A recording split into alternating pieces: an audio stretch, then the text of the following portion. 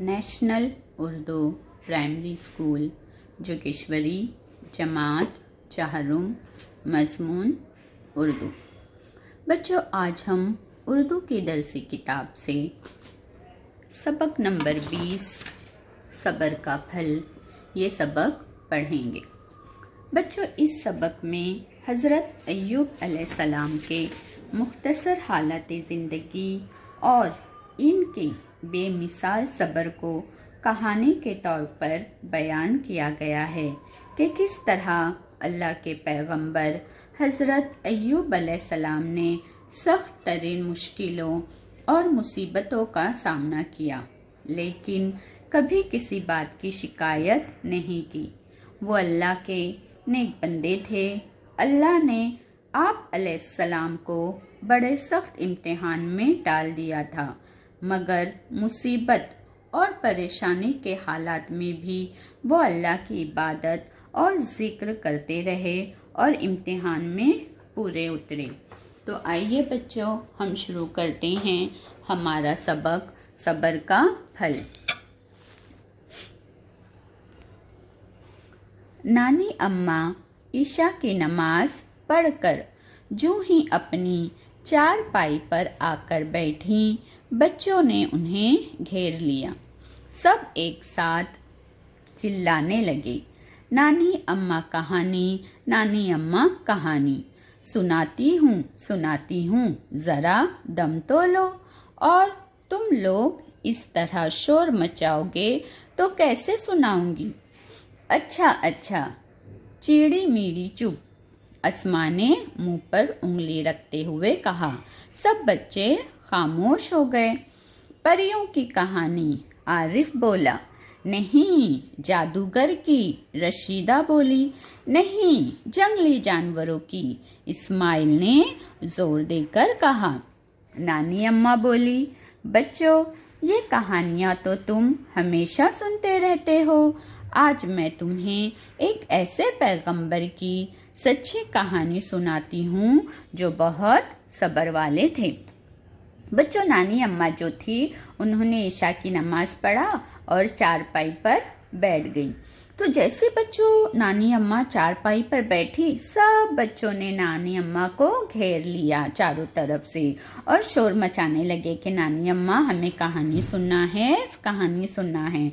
तो नानी अम्मा ने क्या कहा कि सुनाती हूँ, लेकिन ज़रा दम तो लो। तो बच्चों, दम लेना यानी रुकना। और कहा कि अगर तुम लोग ऐसे शोर मचाओगे तो मैं कैसे कहानी सुनाऊंगी? तो अस्मा ने फिर क्या कहा? ठीक है, चीड़ी मीड़ी चुप। तो जैसे ही अस्मा ने कहा, सब बच्चे क्या हो गए बच्चों? खामोश हो गए। फिर नानी अम्मा ने अपना गला खनकार कर यानी बच्चों अपने गले को थोड़ा सी साफ किया और फिर बच्चों से पूछा कि तुम कौन सी कहानी सुनोगे? तो आरिफ जो बच्चा था उसने कहा कि हम परियों की कहानी सुनेंगे। जो रशीदा बच्ची थी उसने कहा नहीं, जादूगर की। और फिर जो इस्माइल था उसने बड़े ही जोर देते हुए कहा नहीं, जंगली जानवरों की कहानी सुनेंगे। तो नानी अम्मा ने बच्चों से क्या कहा कि बच्चों, तुम ये सब कहानी तो रोज सुनते हो, आज मैं तुम्हें क्या करती हूँ, एक ऐसे पैगंबर की कहानी सुनाती हूँ जो बहुत ही सच्ची कहानी है, और वो पैगंबर जो बहुत सब्र वाले थे। बच्चों, पैगंबर यानी अल्लाह के नबी और रसूल। तमाम बच्चे हाथ बांधकर बैठ गए और नानी अम्मा ने कहानी शुरू किया।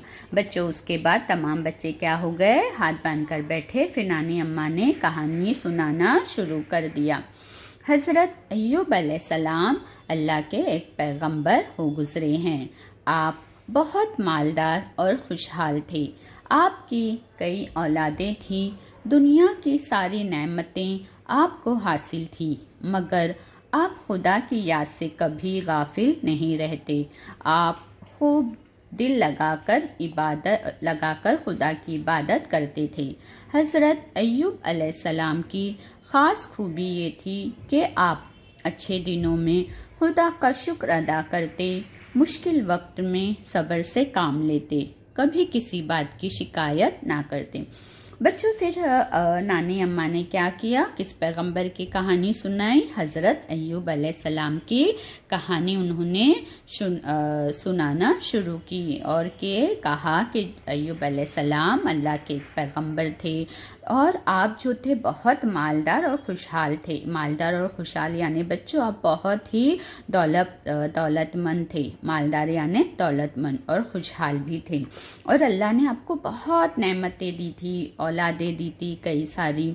लेकिन इन तमाम नेमतों के बाद भी आप खुदा की याद से कभी गाफिल नहीं रहते। गाफिल नहीं रहते बच्चों यानी कभी खुदा की याद से बेपरवाह नहीं रहते। गाफिल यानी बेपरवाह। आप खूब दिल लगाकर खुदा की क्या करते थे, इबादत करते थे। और बच्चों देखिए हज़रत अय्यूब के ऊपर बच्चों आधा ऐन बना है, उसका मतलब है बच्चों अलैहिस्सलाम। तो जहाँ पे बच्चों आपको ऐन दिखेगा वहाँ पे हम पढ़ेंगे अलैहिस्सलाम। तो बच्चों हज़रत अय्यूब अलैहिस्सलाम की जो ख़ास खूबी थी वो क्या थी कि जब अच्छे दिन होते तो आप क्या करते, खुदा का शुक्र अदा करते और कभी मुश्किल वक्त आ जाता तो आप हमेशा सब्र से काम लेते और कभी किसी बात की शिकायत नहीं करते। ये हज़रत अय्यूब अलैहिस्सलाम की बच्चों खूबी थी कि खुदा का शुक्र अदा करना और सब्र करना और किसी बात की शिकायत ना करना। बच्चों अल्लाह हमेशा अपने नेक बंदों का इम्तिहान लेता है। हज़रत अय्यूब अलैहिस्सलाम भी अल्लाह के नेक बंदे थे। एक मर्तबा अल्लाह ने आपको बड़े सख्त इम्तिहान में डाल दिया। अचानक मुसीबत की ऐसी आंधी चली कि आपके हरे भरे खेत उजड़ गए, खलियान अनाज से खाली हो गए, सारे मवेशी मर गए, बच्चे बीमार पड़ गए। बीमार भी ऐसे कि एक एक करके सब गुजर गए, माल व दौलत ख़त्म हो गई। कुछ दिनों बाद आप भी सख्त बीमार हो गए।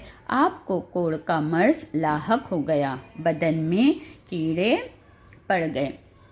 बच्चों देखिए अब हमने जैसे देखा कि अल्लाह की ख़ास खूबी क्या थी हज़रत अय्यूब अलैहिस्सलाम की, कि शुक्र और सब्र, ये अय्यूब अलैहिस्सलाम की ख़ास खूबी थी। तो बच्चों अल्लाह भी जो है वो अपने नेक बंदों का भी इम्तिहान लेता है। इम्तिहान लेना यानी आज़माना, यानी अल्लाह हमेशा अपने नेक बंदों का इम्तिहान लेता है यानी आज़माता है कि मेरा नेक बंदा कितना मुझसे जुड़ा हुआ है। तो यहाँ पे देखिए अल्लाह ने हज़रत अय्यूब अलैहिस्सलाम का भी इम्तिहान लिया, क्योंकि हज़रत अय्यूब अलैहिस्सलाम भी क्या थे, अल्लाह के नेक बंदे थे। और अल्लाह ने क्या किया, आपको सख्त इम्तिहान में डाल दिया। सख्त इम्तिहान में डाला यानी आपको बहुत सख्त तरह से आजमाया। अचानक मुसीबत यानी बहुत ही मुसीबत अय्यूब अलैहिस्सलाम पर आ गई। खेत उजड़ गए, खलियान अनाज से खाली हो गए। खलियान यानी बच्चों जहाँ पे अनाज का ज़ख़ीरा करके रखा जाता है, तो वो भी क्या हो गए, खाली हो गए। सारे मवेशी यानी जानवर मर गए, उनके बच्चे भी बीमार पड़ गए। और बच्चों बीमार भी ऐसे हुए कि सब एक एक करके गुजर गए यानी इंतकाल हो गया। उनकी जितनी भी माल व दौलत थी सब ख़त्म हो गई। और कुछ दिनों के बाद आप भी बहुत बीमार पड़ गए, आपको कोढ़ का मर्ज लाहक हो गया यानी कोढ़ की बीमारी हो गई। और सारे बदन में बच्चों हज़रत अय्यूब अलैहिस्सलाम के सारे बदन में कीड़े पड़ गए थे। हज़रत अय्यूब अलैहिस्सलाम की ये हालत देखकर दुनिया वालों ने आपसे मुंह मोड़ लिया, रिश्तेदारों ने भी नाता तोड़ लिया। अगर कोई आपके साथ था तो वो आपकी नेक और पाकबाज बीवी थी। वो रात दिन आपकी खिदमत और देखभाल में लगी रहती, ढारस बंधाती, मेहनत मजदूरी करके अपने दुखियारे शौहर के लिए खाने पीने का बंदोबस्त करती। तो बच्चों हज़रत अय्यूब अलैहिस्सलाम कि ये हालत यानी जैसी ही आपको दुनिया वालों ने देखा कि आप बीमार पड़ गए, सारी दौलत ख़त्म हो गई, बच्चे गुजर गए, सब कुछ ख़त्म हो गया, तो दुनिया वालों ने क्या किया बच्चों, आपसे मुंह मोड़ लिया यानी आपसे आप पर तवज्जो देना छोड़ दिया और बेमुरवती करना शुरू कर दिया। और जो रिश्तेदार थे उन्होंने भी नाता तोड़ दिया। नाता तोड़ लेना यानी बच्चों रिश्तेदारों ने भी क्या किया, अपना रिश्ता अय्यूब अलैहिस्सलाम से ख़त्म कर दिया। और जो मुसीबत में कोई आपके साथ था तो वो कौन थी बच्चों? आपकी नेक और पाकबाज बीवी, यानी नेक यानी शरीफ और पाकबाज यानी साफ दिल और सच्ची। तो आपकी जो बीवी थी वो बहुत ही नेक थी, पाकबाज थी, और वो ही आपके साथ थी मुसीबत में। बच्चों वो रात दिन खिदमत करती, अय्यूब अलैहिस्सलाम की देखभाल करती और ढारस बंधाती। ढारस बनाना यानी बच्चों तसल्ली देना। हज़रत अय्यूब अलैहिस्सलाम को उनकी बीवी तसल्ली भी देती, खिदमत भी करती और देखभाल करती। और इसके बाद बच्चों वो मेहनत मजदूरी करके अपने दुखियारे यानी दुखी शौहर के लिए खाने पीने का भी बंदोबस्त करती थी, हज़रत अय्यूब अलैहिस्सलाम की बीवी। हज़रत अय्यूब अलैहिस्सलाम ने मुसीबत और परेशानी के इन हालात में भी खुदा की इबादत तर्क ना की। हर वक्त आपकी ज़बान पर खुदा का जिक्र होता। आपको इस बात का यकीन था कि हर तकलीफ़ के बाद राहत मिलती है। खुदा मुझे सब्र का फल ज़रूर देगा। आखिर खुदा को हज़रत अय्यूब अलैहिस्सलाम के हाल पर रहम आ ही गया। आपकी आजमाइश के दिन ख़त्म हो गए। यानी बच्चों हज़रत अय्यूब अलैहिस्सलाम बहुत ही मुसीबत और परेशानी के हालत में थे, लेकिन इन मुसीबत और परेशानी में भी हज़रत अय्यूब अलैहिस्सलाम ने खुदा की इबादत तर्क नहीं की, यानी उनकी इबादत, खुदा की इबादत, अल्लाह की इबादत करना हज़रत अय्यूब अलैहिस्सलाम ने नहीं छोड़ा। हर वक्त हज़रत अय्यूब अलैहिस्सलाम की ज़बान पर खुदा का जिक्र होता और आपको इस बात का यकीन था कि जो आप पर तकलीफ़ है, जो आप पर तकलीफ़ आई है, उसके बाद अल्लाह आपको राहत ज़रूर देगा। राहत यानी आराम, यानी उनको यकीन था कि हर तकलीफ़ के बाद राहत मिलती है, यानी आराम मिलती है। और उन्हें यकीन था कि खुदा यानी अल्लाह जो है, उन्होंने जो हज़रत अय्यूब अलैहिस्सलाम सब्र कर रहे हैं तो उनका सब्र का फल अल्लाह ज़रूर देगा। और आखिर क्या हुआ? खुदा को हज़रत अय्यूब अलैहिस्सलाम के हाल पर रहम आ गया और उनकी आजमाइश यानी उनके इम्तिहान के दिन, मुसीबत के दिन ख़त्म हो गए। एक दिन खुदा के हुक्म से ज़मीन से पानी का चश्मा उबलने लगा। खुदा ने आपके दिल में ये बात डाली कि इस चश्मे का पानी पियो और इससे गुस्ल करो। आप रोज़ाना ये पानी पीते और गुस्ल फरमाते। खुदा की कुदरत से रफ्ता रफ्ता आपका मर्ज दूर होता गया। एक दिन आप पूरी तरह सेहतयाब हो गए। आपके खेत भी हरे भरे हो गए, बागों में बहार आ गई, दौलत वापस मिल गई, गम के बादल छट गए, जिंदगी में खुशियाँ लौट आई। हज़रत अय्यूब अलैहिस्सलाम इम्तिहान में पूरे उतरे थे।